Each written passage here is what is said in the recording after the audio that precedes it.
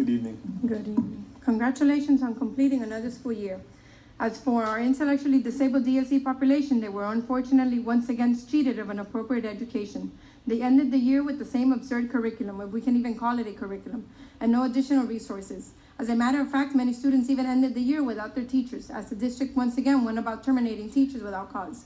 Aside from ending another school year with extremely limited resources, many of our most vulnerable students now face 10 weeks of no schooling, which often results in regression. Our district summer school program for ESE is quite frankly a poor excuse for a program, and not one I can ever address in 3 minutes.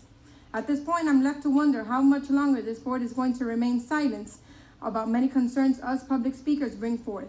There is seldom feedback regarding the concerns brought forth, yet always feedback during times of praise.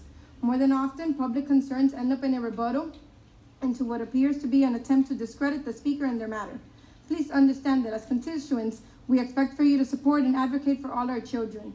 Our superintendent speaks about having honest and transparent conversations, yet many of us are still waiting.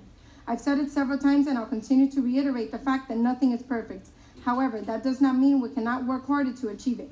As a former teacher, I'll tell you that these meetings appear to cover up and excuse any wrongdoings. I'll add that this past week, many of us read the article, How Miami-Dade Made Thousands of Fights Disappear, and that precisely are the kinds of things I refer to.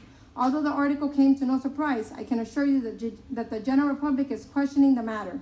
And now I wonder if you're going to inform us that this is fake news and proceed to discredit the source. Even more troubling than the article itself is the fact that only one board member had the courage to publicly comment and question the findings. Thank you, Dr. Gallen. And with that said, I agree that a fight is a fight is a fight. And in a similar fashion, an IEP out of compliance is indeed an IEP out of compliance, with the exception that this directly affects a student's rights, a right that is violated, and one I am not tolerant of, nor should parents and nor should you.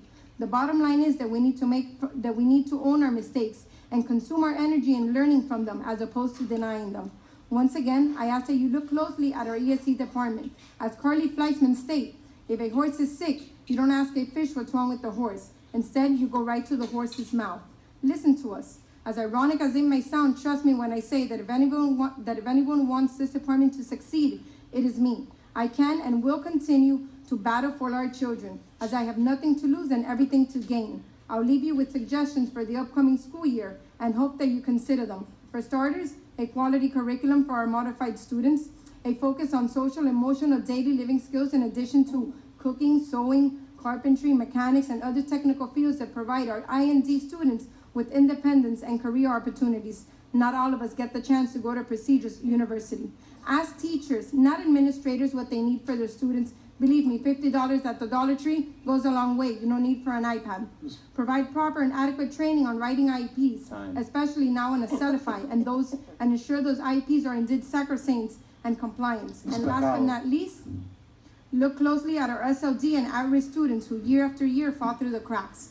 I'm not going to lose hope that one day I'll come back and congratulate you all. Appreciate it.